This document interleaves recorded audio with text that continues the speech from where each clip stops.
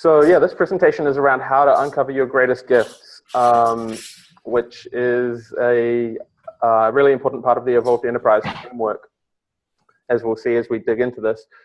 And just to give everyone a little bit more insight about me, I guess, and how I got to be interested in this particular topic is, as I mentioned to yourself last night, John, in my 20s and early 30s, I had a real estate business, and my thinking at the time was pretty formulaic, I guess, and I guess I kind of fell for this lie that society tells us that when if you kind of make enough money, then money itself can equate to happiness. And so I built this real estate business up all the time thinking that, and not really enjoying the work a whole lot while I was doing it, and certainly not finding it particularly meaningful or intrinsically rewarding.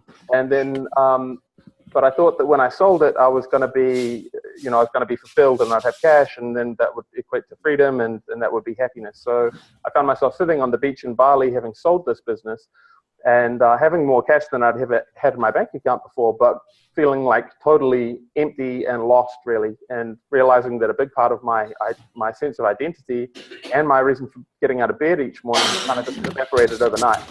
And that left me in this place of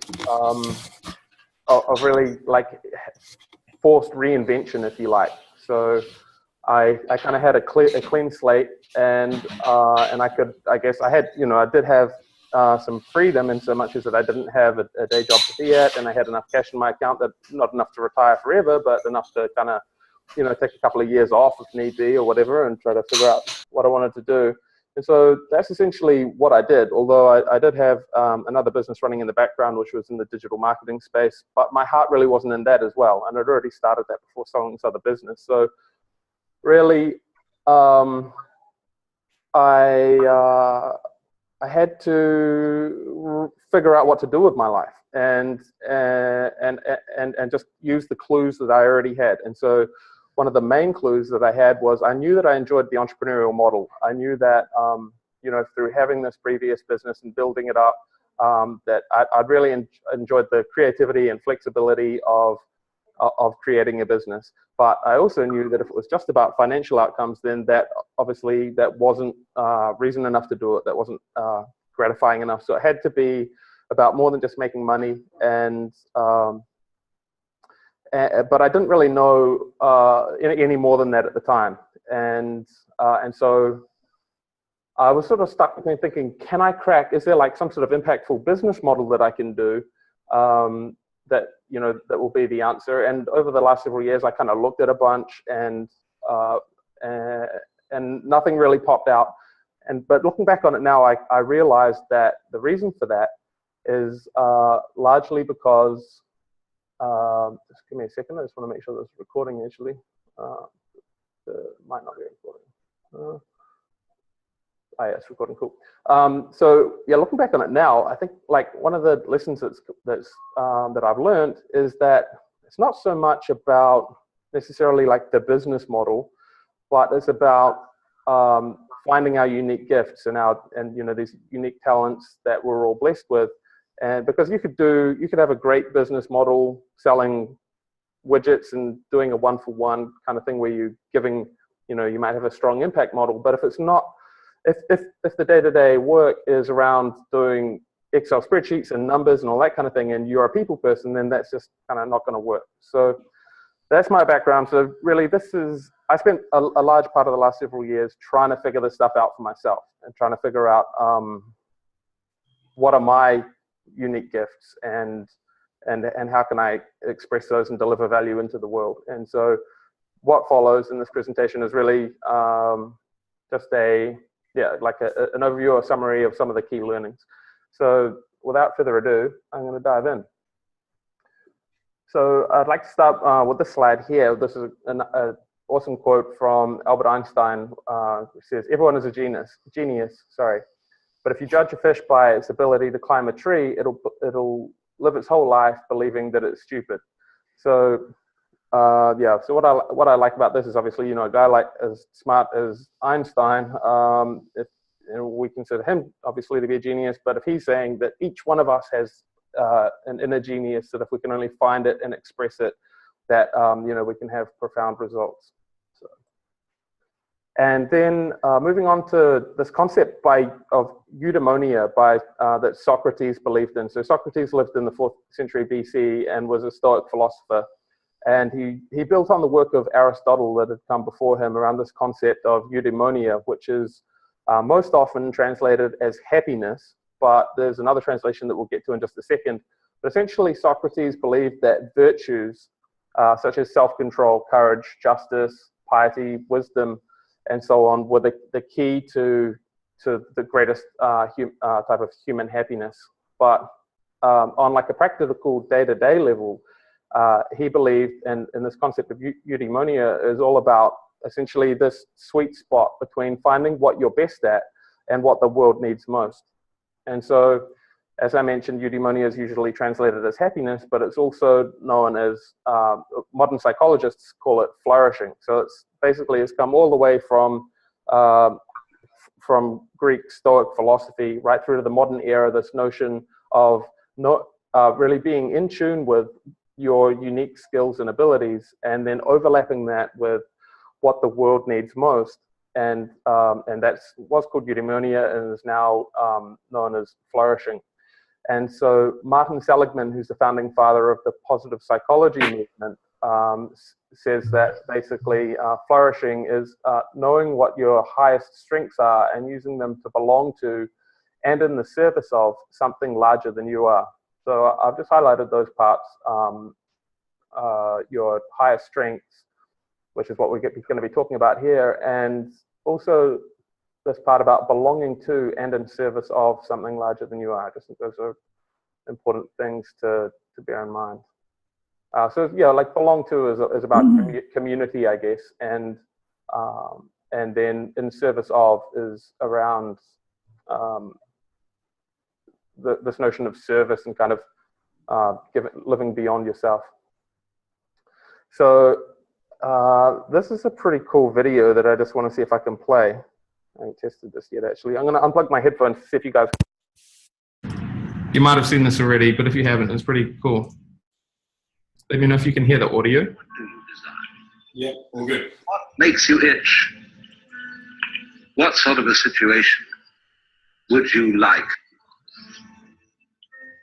Let's suppose I do this often in vocational guidance of students. They come to me and say, well, we're getting out of college and we haven't the faintest idea what we want to do. So I always ask the person, what would you like to do if money were no object? How would you really enjoy spending your life? Well, it's so amazing. As a result of our kind of educational system, crowds of students say, well, we'd like to be painters, we'd like to be poets, we'd like to be writers, but as everybody knows, you can't earn any money that way. Or another person says, well, I'd like to live an out-of-doors life and ride horses. I say, do you want to teach in a riding school? Let's go through with it. What do you want to do? When we finally got down to something which the individual says he really wants to do, I will say to him, you do that. And forget the money.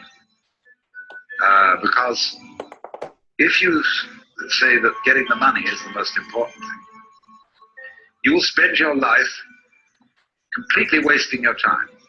You'll be doing things you don't like doing in order to go on living, that is, to go on doing things you don't like doing, which is stupid. Better to have a short life that is full of what you like doing than a long life spent in a miserable way. And after all, if you do really like what you're doing, it doesn't matter what it is, you can eventually you can eventually become a master of it. It's the only way to become a master of something. You really with it. And then you'll be able to get a good fee for whatever it is. So don't worry too much. Somebody's interested in everything. And anything you can be interested in, you'll find others. But it's absolutely stupid. Spend your time doing things you don't like in order to go on spending things you don't like, doing things you don't like, and to teach your children to follow in the same track. See, what we're doing is we're bringing up children and educating them to live the same sort of lives we live, in order that they may justify themselves and find satisfaction in life by bringing up their children to bring up their children to do the same thing. So it's all wretch and no vomit. It never gets there. And so, therefore, it's so important to consider this question: what do I desire? Can you share that link in chat, Chris? Yeah. Please. Totally. Just 1 second, just gonna plug my headphones back in.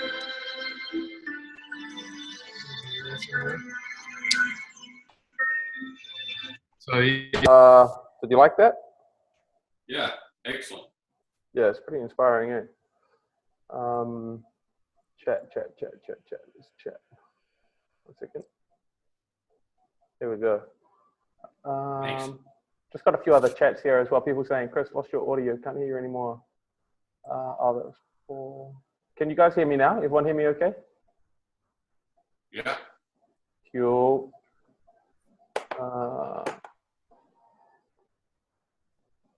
Okay, sounds like some people had some sound issues, but they're resolved now. Yeah, here's a link to that video. So there's going to be a bunch of other resources that I'm going to mention as we go through this presentation. And so I will, I'll obviously there'll be a recording of this, but I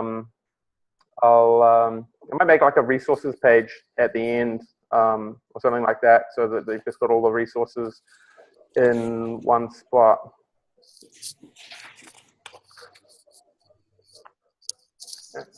Hold on a second. Right, struggling to control this thing. Cool. All right.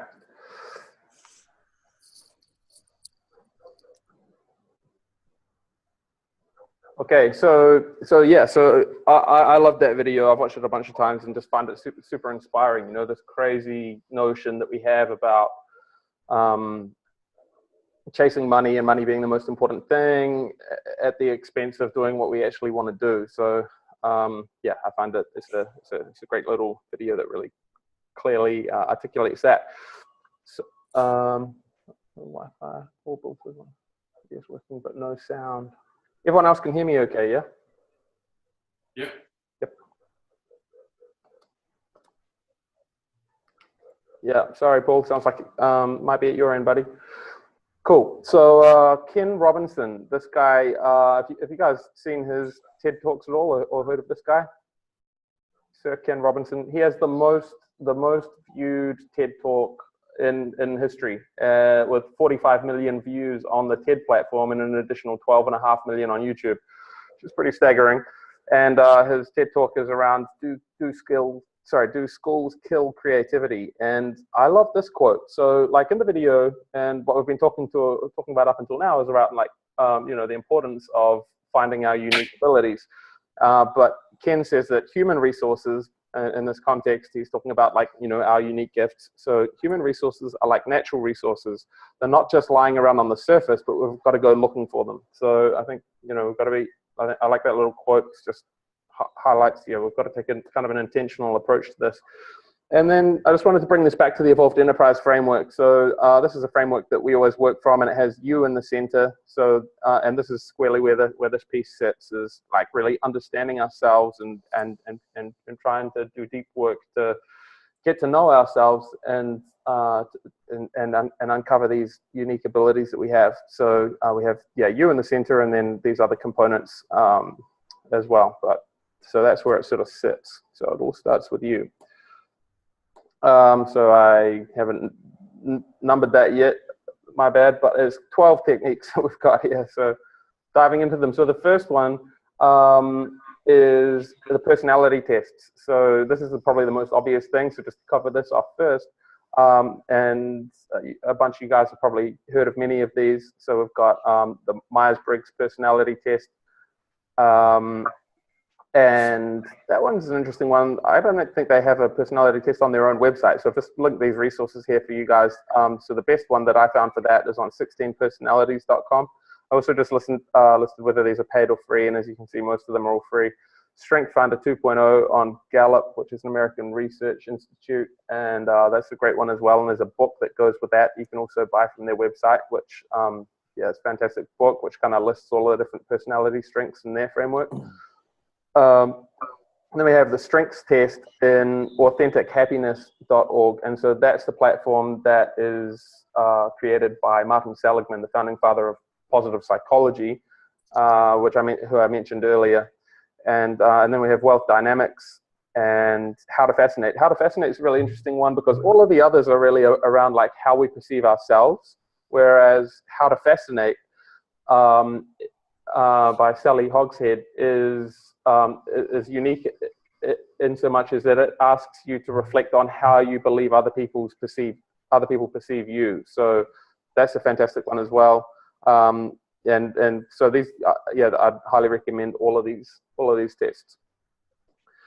So tip number 2 on how to discover your greatest gifts is this book called Unique Ability, which is from the Dan Sullivan Group of consulting company, and it's a great tool. Basically, what it asks you to do is it gives you a templated letter which you can send to your like friends and family, and essentially asking them what they perceive to be your what sets you apart and what makes you different. And so again, that's kind of, I guess, building on what Sally Hogshead is getting at with How to Fascinate. It's really like, oftentimes we can get too caught up in our own head, and so it's fantastic to ask other people around us how they perceive us. And so that's a really valuable one. Next is listen for clues. So similar to asking for clues, essentially, with the Unique Ability letter, listening for clues, I'm sure you guys will have experienced this as well when you're out with people and they make a comment like, oh, John is really fantastic at this, or Chris, I respect or admire this attribute that you have. So like one example for me was one of my colleagues here at Evolved Enterprise. Chicas. What's up? A la cama. Hola. ¿Aló? ¿Aló? Curso, ¿la empieza a preparar el mañana? Rodrigo. Mochila, la ropa, lávate los dientes. No comprendes. I'm just going to mute you out. I'm not sure if you're intentionally talking to me or not. Cool. All right. So listen for clues. One of my colleagues here at Evolved Enterprise, Zion, we're in Hawaii last year at a Maverick event, and he just sort of mentioned to me that he thought he was like, Chris, one of the things I think you're great at is you're a great listener. And that kind of, I took that to heart, I was like, oh, that's interesting. No one's ever told me that. I've never perceived that about myself before. But I as I mentioned, I took that to heart, and I've, I guess, mindfully and consciously kind of been aware of how I can now use that and get better at it and leverage it in my work. So as mentioned, usually these calls are an interview structure, and so that's I've realized that also that one of the things that I love is I'm like a lifelong learner. I love learning, and one of the best ways I find to learn is through conversations, and listening is obviously a massive part of that. So I've during that period, I guess around the time he mentioned that to me, and subsequently, I've been figuring out that I love to learn in that way through listening, and so interviewing has become part of my work here, and intentionally, and that's a big part of what I want to do going forward. So, and now I can intentionally kind of cultivate that skill, but I probably wouldn't have even realized that maybe that was an innate kind of talent that I had if one of my friends hadn't kind of pointed it out for me. So. Yeah, maybe spend some time.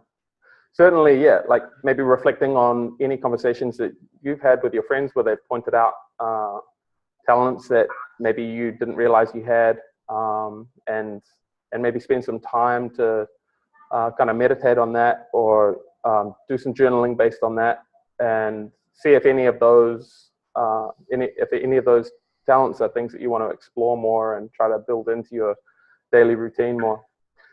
And that kind of gets us onto the next slide, which is tuning into your inner voice. So I think that your inner voice is always on. Essentially, you just need to make time and space to tune into it. And so this is essentially like tuning into your intuition. And some tips that I personally use for that, and you may have experimented with some of these, you might have others as well.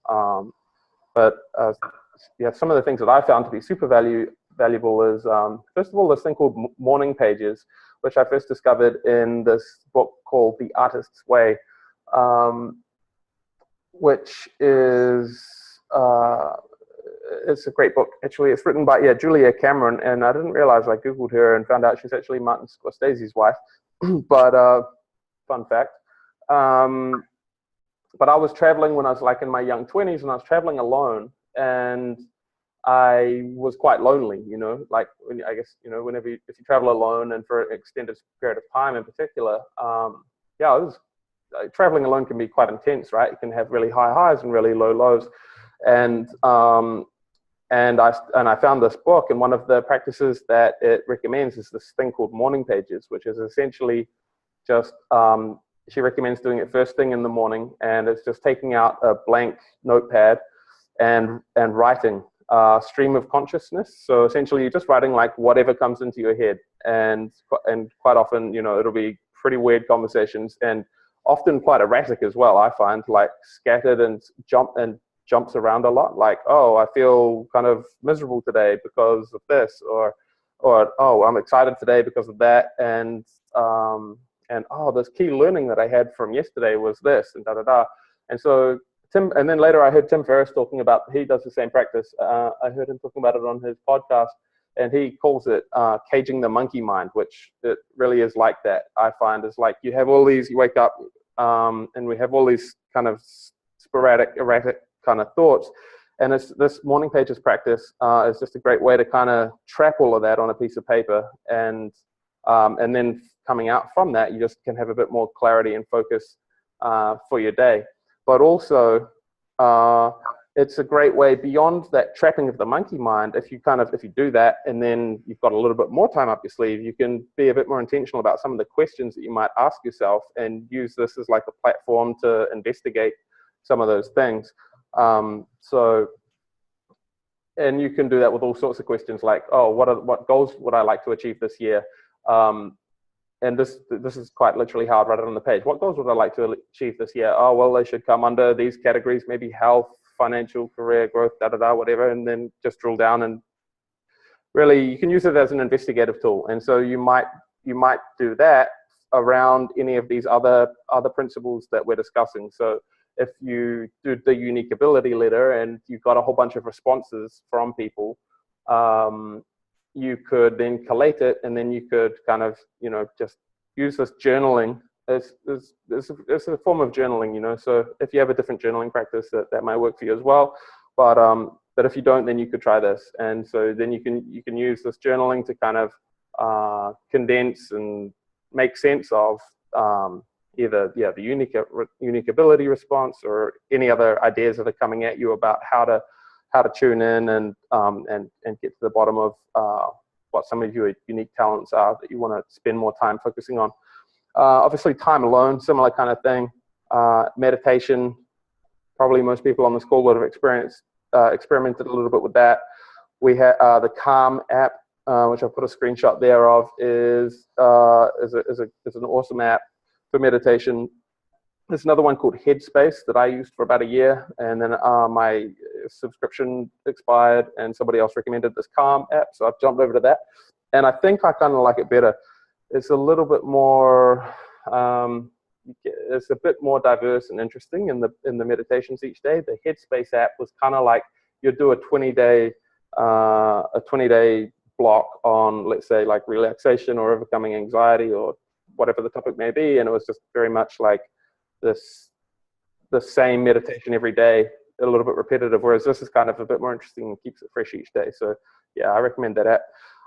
Remove intoxicants, that's an interesting one. For me, I've stopped drinking for a little while, so I'm doing 1 year without booze, and so my last drink was at New Year's Eve, and so I'm about halfway there. And for me, it's been really powerful and interesting. because I guess like I was in the habit of using a couple of drinks at the end of each day to kind of numb my, if I was stressed and a little bit anxious or whatever, I would use those couple of drinks to sort of just numb out a bit, and sort of relax. Whereas if you take that tool away, and then it forces you, if you're feeling the same sense of anxiety or whatever, forces you to figure out how to cope with them in a different way. And so again, it's just sort of around like a mindful practice, and it's like getting better at listening to yourself. And the better we get at like paying attention to ourselves and listening to ourselves, the more we're likely to be aware and notice like what's going on for us, and be more in tune to get to the bottom of like what we love doing, what brings us alive. And then nature works for me. Getting out of nature, I think most people have a similar thing. Cool. So next tip is to look to your spare time. By the way, feel free to like jump in if anything comes up for you and you want to say or add anything or ask any questions. Feel free to do so. Chris, I'll chuck something in there. With that alcohol thing, I'm doing something similar. And what I'm finding most people struggle with is the fact that to go cold turkey like you are, that's good. And I could probably do it myself. But what I decided to do was to try and get more than, like in any given month, I get 16 days alcohol free. And I just have a calendar and I just mark off the date. That way I don't have to miss a good occasion by not having a drink. And right. Yeah, that's good. And then last month I actually hit 24 days, which was, when I added them up the other night, holy macas, and it happened without too much thinking, although it's a visual thing so each day I mark off that. So that's another way that might be easier for people who sort of stress about the cold turkey side of it. Totally. The cold turkey's not for everyone. It's really hard. I went to a wedding earlier in the year, and obviously other big social events like that, and it can really suck, it can make it can make some of those events just a whole lot less fun. But for me, like, I don't, I guess I'm kind of a little bit all or nothing, so, so it's also been a great discipline thing for me, like, I guess I grew up, my parents were kind of hippies, so they weren't like strict authoritarian kind of parents. They kind of gave us free rein to do whatever we wanted, more or less. But, so I guess I didn't have a huge amount of like discipline built in, and so for me this has been a good kind of disciplinary thing. But absolutely, cold turkey is not for everyone, and kudos to you for what you're doing as well. Thank you. Thanks for chiming in. So anyone else, feel free to chime in anytime. Cool. So next one is look to your spare time. So like the question of what would you do for fun? But I would suggest also don't just say fun, because fun's a little bit narrow. So maybe look a little bit further than just fun. So what do you find relaxing or adventurous or interesting?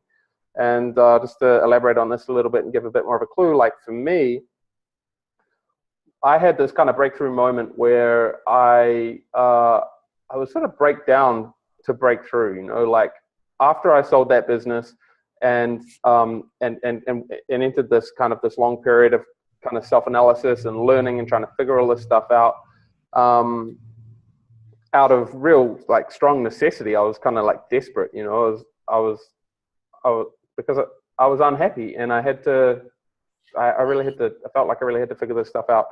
And my business was struggling as well. I had this search engine marketing business, which was struggling probably largely as a result of the fact that my heart just wasn't in it, So I think my team and my customers could feel that. They knew that I wasn't really present, and I was only there essentially like biding time, trying to figure out what I wanted to do that was more meaningful, and how I could show up in this better way.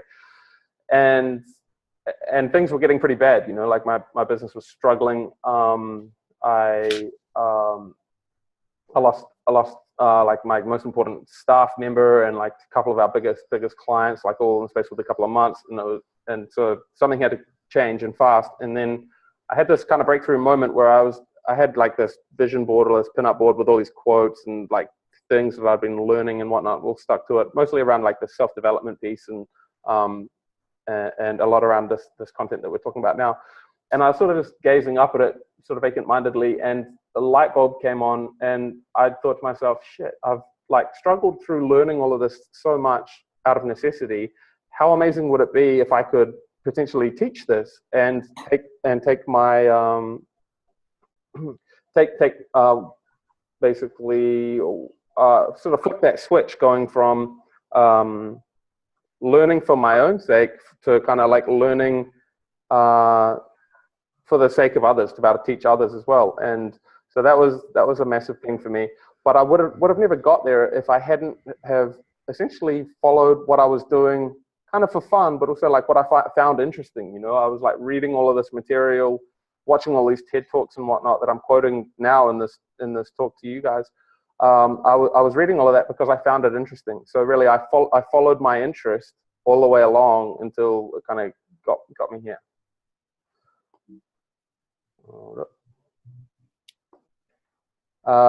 So this is a good one, and this is kind of like deceptively simple. Probably everyone will have done this to a greater or lesser extent sometime in the past. Like if you, and this is what Alan Watts was talking about in the video that I played to you a moment ago. So remove money from the equation. What would you? So essentially, like, what would you do if money was no option, or what would you do if you won the lottery? And the reason I put a big blank space there and then ... then what is because, you know, everyone says, oh well, you know, buy a massive house, or pay down our mortgage and pay down our family or friends' mortgage, and then maybe travel and and then kind of, okay, great, yeah, great, cool, and then what? And so I'd encourage you to think about that. What would you do if money was no option? Like, how would you spend your day? What projects would you choose to work on, and why? So this would be a good exercise to do, would be to like write down, yeah, like if money was no option, and maybe like a year later. So, you know, you win the lottery, and then like 1 year later, after you've got all of that, maybe initial rush of whatever it would be that you'd want to get done.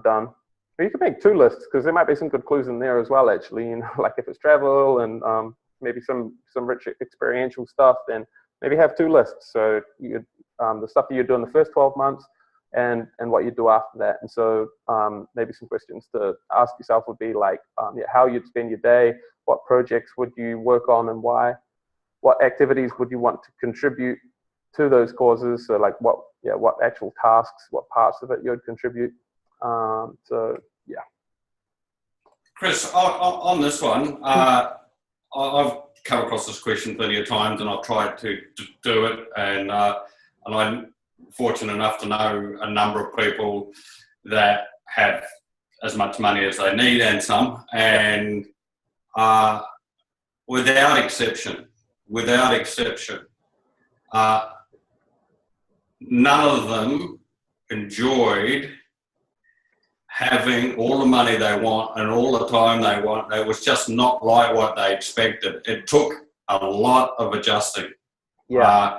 And ironically, pretty much going back to some form of meaningful work or business. You know, it's not the dream that we think. You know, like you did it yourself. You know, it's so difficult. I think this question for everyone to really get their heads around, because essentially you kind of change, because you remove the comfort zone around you of struggling, or comfort zone of having to do this and having to do that, to not having to do anything. And the brain plays a lot of games on you. Oh, big time. Yeah, totally. Yeah, I could speak to several people I know who are in the same boat. I mean, like most recently, my uncle, who was a farmer in New Zealand, retired and sold the farm for several $1 million, and got into his retirement and really struggled and ended up like quite depressed. When you take away somebody's raison d'etre, you know, their reason for being, like it's massive, and for me it caused this huge period of soul searching, and yeah, I guess like as I mentioned, when I sold that business, I didn't have enough to retire forever, but I certainly had enough that I didn't have to work for a while, And so I was kind of in this situation. You know, money wasn't a problem, and I could do anything I wanted, and so I had to figure out, what do I want to do? And so, yeah, I think it's a really powerful question. Yeah, I just brought that up. I just find that question almost unanswerable for the majority of us. Right. Yeah. Wow. Okay. Interesting. Why do you think that is? Why unanswerable? Well, because it's kind of like I remember when I did a skydive tandem jump actually in Motueka, and I was petrified of heights basically. Even though I'm in the travel industry and fly, but never been very comfortable up there, and it was a fear I had to overcome, and I was nearly not going to do it. And the girl said to me, she said, "Listen, it's as simple as this. The first 5 seconds of that jump, no one can tell you what it's going to be like, because it's your senses." Mm-hmm. Some people react by vomiting, some people react with euphoria and joy, and it's uniquely different. And I kind of think that this, having all the money in the world, depending on your background, depending on your belief systems, and having all the time, will probably be very much the same as you're just in an area where it's completely unknown. There's no common things for your senses to respond to. So, and then, you know, like you said, your farmer friend, a couple of mates of mine, you know, that is, given their time, they probably would say, "I prefer not to be in that position." Funny enough. Really interesting. I'm going to jump to a different slide than the one I had next, because I sort of think it might lead on better from this conversation. So, sorry to derail you. No, that's great. Really good. It's great to have a two-way conversation rather than just kind of a diatribe. So, and here's a question from Paul Bull. Gives one the opportunity to do a lot of good philanthropic work, which is far more rewarding. Yeah, I agree, Paul. Or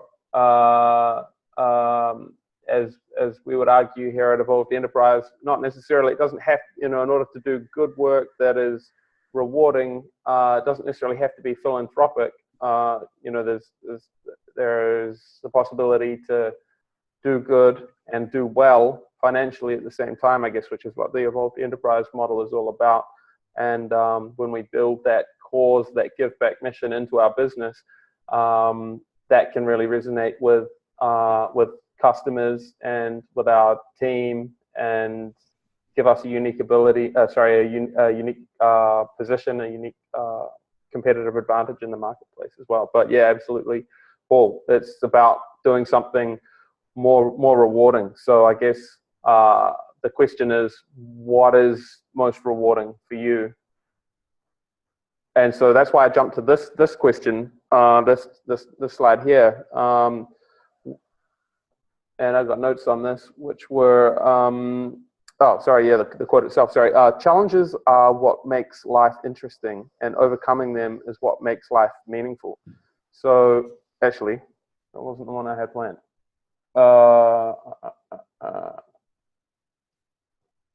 But it's pretty good. Sorry. Okay, the one I had planned was, I can't find it on my list right now, but I'll just say it and then we'll just jump back in here.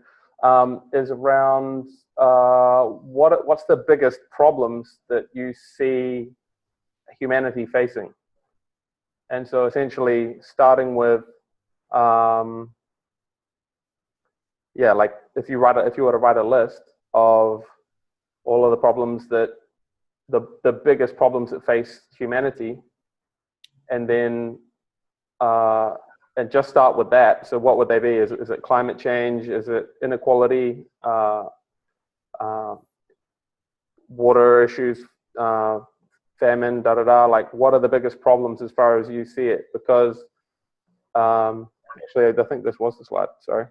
Yeah, so if challenges are what makes life interesting and overcoming them is what makes life meaningful, then why not start with the biggest challenges? Yeah, this was the slide I was looking for, sorry. So that's what I wanted to say on that. Any thoughts or comments or feedback on that? And so the idea then, I guess, would be that, start with the biggest problems that you see humanity facing, and then try to kind of work backwards from there, and think about like what skills, talents, attributes do I have, or could I find in my network that I could pull together to help work towards solving even just a little part of that. I think that's a really powerful that's a really powerful exercise. And obviously your skills, talents, resources change over time as well. So this might be something that you could put a note in your calendar to come back to, maybe like annually, and just reassess this. You know, like what are the biggest challenges that you see the world facing, and how can you help affect those change? So when I was first getting started with all of this, and I was going through this deep kind of introspection period, I wound up in a social enterprise co-working space, and I was the only guy in that social working co-working space who wasn't actually doing like social enterprise. And this is the first time I'd really heard about social enterprise, which for those people on the call who may not be familiar with the term, essentially that is what we're talking about with evolved enterprise, where the business exists to solve social and or environmental problems, as well as like generally to make a profit. And so I was in this social working, co-working space, and I had a search engine marketing business. And so I felt extremely self-conscious about that. You know, like search engine marketing is generally, you know, it's got a pretty bad rep in the industry anyway. You know, I'm sure everyone here has received dodgy spam emails from, you know, from India and whatnot, with filling up our inboxes, offering us SEO services and stuff like that. And so, and all these other people in the co-working space had their, you know, were doing really impactful, positive work in the world. And so I had to figure out essentially, there were so many problems for me. One of the things was like each one of these guys had a social enterprise model that was tackling this issue or that issue. But for me, I was like, I don't really know where to start. There's so many issues, right? And that was like a problem for me over the, you know, several years of trying to figure all this stuff out. Was there were so many problems, I didn't know which one I felt most calls to. As it transpired, now here at Evolved Enterprise, starting to lean into like teaching this work, I don't have to choose anymore, because I can have influence on and help people who are working to solve a host of issues. So that's how it panned out for me. But maybe for people on this call, there might be a particular issue that just screams to you that this is the most important issue. We must solve this issue. And then it's just about asking yourself the questions around like what resources, network, capital, what can I pull together, and what abilities do you have, and how can you play together with other people that you know or could know, not just, you know, expand your network intentionally. You can reach out to people to try to solve those issues, and then maybe reassess it annually. Just got a question here from Jane. I think it could be people figuring out what is theirs to do, using their special gifts, giving back to others, and having a purpose, which is what the number 9 question is getting at. Totally. Yeah, absolutely. Thanks, Jane. Cool. So I'm going to jump back a couple now. So I think we were at this one, move money from the equation. And this next one's pretty cool. So this guy, Stefan Siegmeister, I watched his TED talk, and it's the power of time off. And so basically he runs a design studio in New York where every 7 years he closes it for a whole year to pursue some little experiments, things that are, I'm just basically reading from a little quote from his TED talk. So he says, to pursue little experiments, things that are always difficult to accomplish during the regular working year. In the year that he takes off, we're not available for any of our clients. We're totally closed. As you can imagine, it's lovely and very energetic time. If I look at my cycle, 7 years, every 7 years, 1 year sabbatical, it's 12.5% of my time. And if I look at companies that are even more successful than mine, for example, 3M in the 1930s is giving all their engineers 15% time off to pursue whatever they want. Scotch tape was invented as part of that, during that time off, and sticky notes also during this personal time for 3M.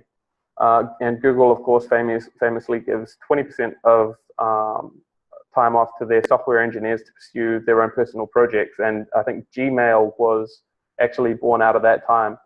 So, so you can apply that to your team or to yourself personally. And I think, just again, relating this back to my own personal experience, after I sold my business, I had really like a good year or year and a half, 2 years, pretty much off, like I was working because I kind of got I went mental, and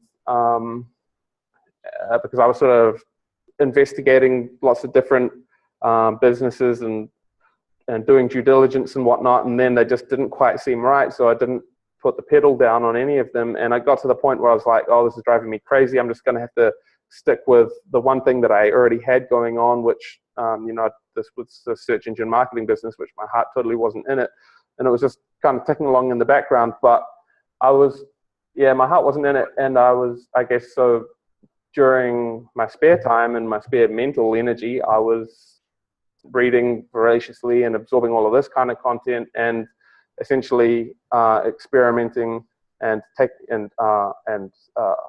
experimenting in the same way that Stefan's talking about, and making little bets. I think is cool as well, cool and interesting. I haven't read this book actually, but I was discussing the concept with someone recently, and they mentioned that it was a book called Little Bets, but I was just kind of aware of it as like a concept, basically if you're interested in exploring something, rather than going all in to start with, or if you don't really know like the direction you want to take, then it's a great idea to just try a little thing, try lots of things a little bit. So, maybe you're interested in this in a given market or a given skill set that you think you might want to develop, or whatever, just, testing. Both Johns, actually, you guys will be familiar with Mike's approach to kind of rapid implementation and kind of testing things out. He's all about that as well. So yeah, that's that one. And kind of related to the next one, which is following our curiosity. And so if anyone hasn't seen this TED Talk, which is actually not a TED Talk, but it's on the TED platform, Steve Jobs, How to Live Before You Die. Just interested, like, could anyone like just type in the chat, like if they haven't seen it? I'm just interested to see like how popular and what the awareness is. If you can just put in the chat, like, haven't seen it.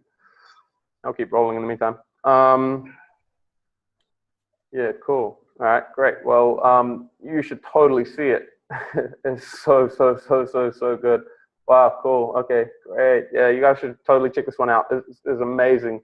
It's a real just game changer. It's a touchstone that I come back to time and time again. I watched this early in the process for me, like after I'd sold that business, I watched this, and I guess this is kind of like what led me astray to stumble down this crazy path that I have, and to be so stubborn and be so ruthless in turning down opportunities that didn't fully align with like what felt right for me. And I'll read some of the quotes to you from this, some of the real standout quotes for me, and I think you'll see what I mean. So there's this one that's on the slide, which is, much of what I stumbled into by following my curiosity and intuition turned out to be priceless later on. So that's just speaking directly to the power of following curiosity. So what he's talking about there specifically is he dropped out of college and then started dropping in on the classes that he was interested in, including a calligraphy class, which of course at the time served no purpose whatsoever. Like, people don't really make a lot of money out of calligraphy. But then later on, when he built the Mac, the type fonts, there was no such thing as type fonts on computers, and he introduced, using his calligraphy knowledge, a whole bunch of type fonts onto the Mac, and then he jokes that Bill Gates just copied him onto Windows. So if it wasn't for him dropping into that calligraphy class, no computers, both Windows and Mac, would have anything other than one ugly standard font. So it's kind of an interesting a little tale. But a couple of other awesome quotes from that video he says, most important, have the courage to follow your heart and intuition. They somehow already know what you truly want to become. So that's pretty powerful. But perhaps my favorite quote from the whole thing is this one here where he says, "The only way to be truly satisfied is to do great work. And the only way to do great work is to love what you do. If you haven't found it yet, keep looking, don't settle." So that's a powerful one for me. And I think that's the one that kind of, made me just relentlessly pursue trying to figure out what I want to do. And it turned out to be what I'm doing right now, teaching what I've learned to you guys here. So this is pretty fun and exciting for me. Next slide is find your biggest concern. So yeah, we've been through that. This one here, Find Flow. This is a book by a guy called Mihai Csikszentmihalyi. And you guys are probably all familiar with the concept, but if you're not, so the flow state is like, you may have heard it being referred to as in the zone. So like athletes, musicians, that kind of thing, like when they're like on the court or jamming and they're just totally in that flow state in the zone. So characteristics of this state is like full immersion. You have like an energetic focus. You're fully involved and you're loving it. You're just absolutely in the moment and totally engaged in what you're doing. And one of the most amazing things about this is that, like, instead of when you're doing work that requires willpower and you're not really into it, you emerge from that work exhausted. You're depleted. You've had a hard day. You've been battling it out. Whereas when you come out of the flow state, if you've been doing work that brings you into flow, you actually emerge from that state more energized than when you went into it. So you come out like feeling totally alive and pumped. So this is critical, and so we need to re-engineer our work lives to spend more time in flow. And so part of this whole thing is like trying to figure out what those tasks are that can let us that naturally do let us slip into the flow state.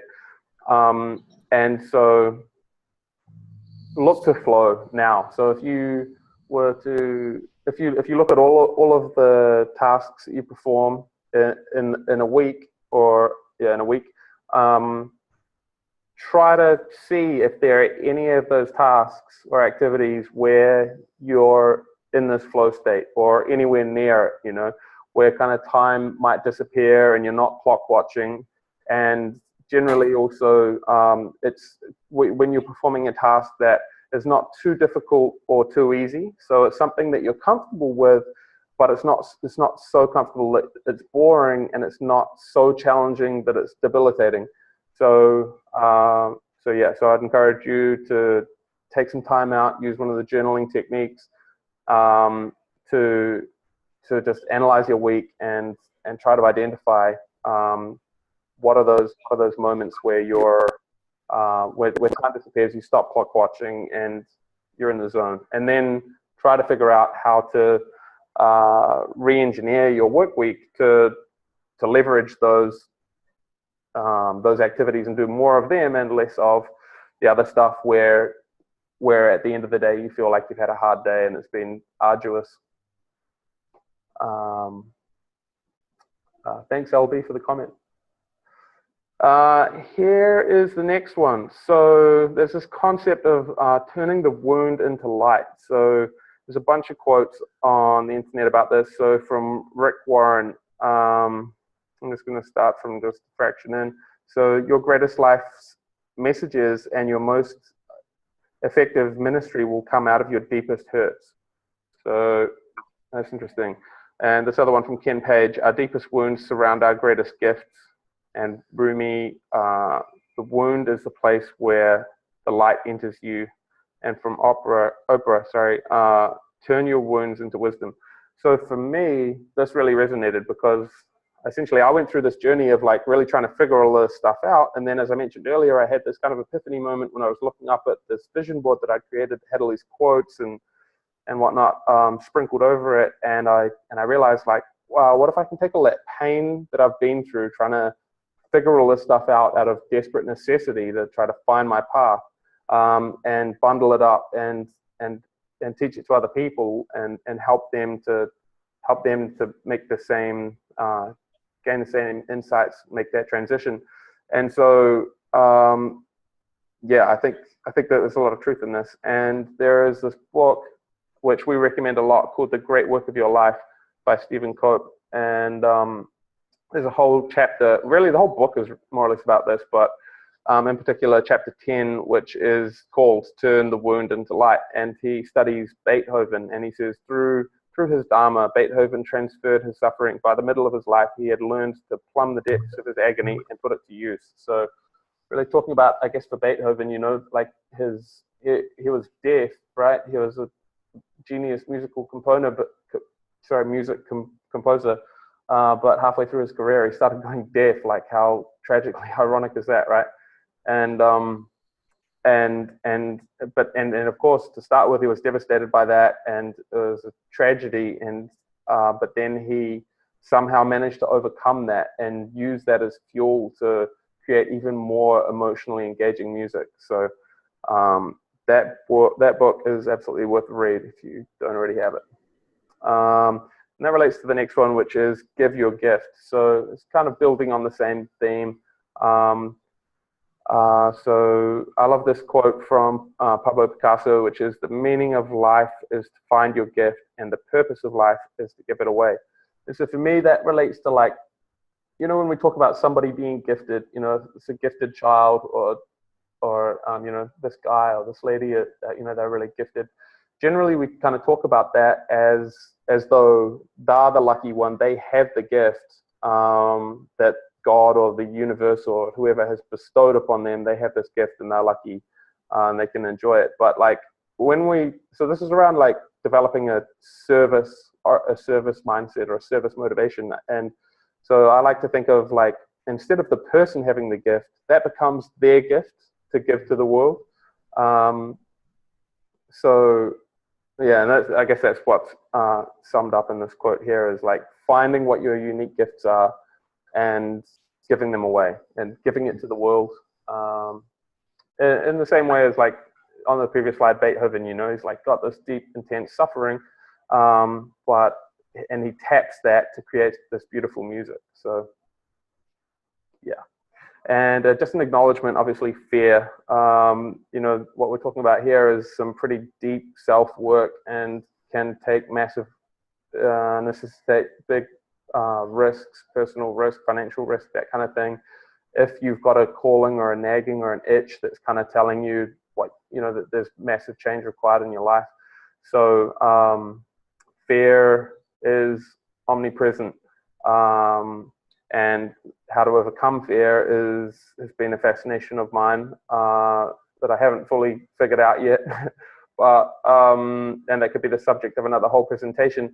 But interestingly enough, just before this presentation, I was a little bit nervous because I haven't done a lot of this kind of work before, to be honest. And I went and did a meditation and on that car map, and it was about, the meditation was called leaning in. So I didn't really know, you know, I didn't know what it was leaning into. But as I did the meditation, it was talking about leaning into our emotions, and obviously I was feeling a little bit nervous, and so I kind of leaned into that, and she was talking about, like, essentially just totally being present with the emotional state in the body, and acknowledging it fully, and not trying to look away, and just saying yes to the emotion, saying yes, I acknowledge this emotion, I can feel it, this is how it makes me feel, and being present with it in the body, and then holding that awareness and that presence with it until and then eventually it'll start to change. And that's what the meditation said, and that's what kind of happened for me too. The nerves kind of went away, and I was able to just be with it, and it changed, as I guess all things, you know, life is constant flux and change. And so this is the point she was making, that, you know, if you just pay attention to it, eventually it'll go away. Whereas if you try to turn away from it, it can get worse, or just stay there until you do look at it in the eye and acknowledge it. So that's probably one of the best methods I've found, funnily enough, right before this call, for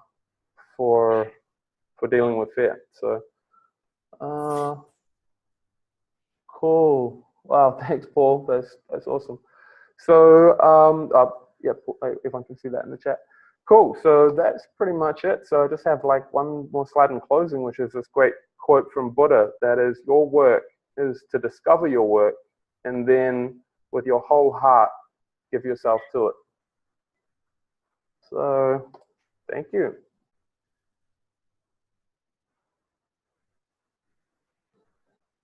Any questions, thoughts, comments, feedback?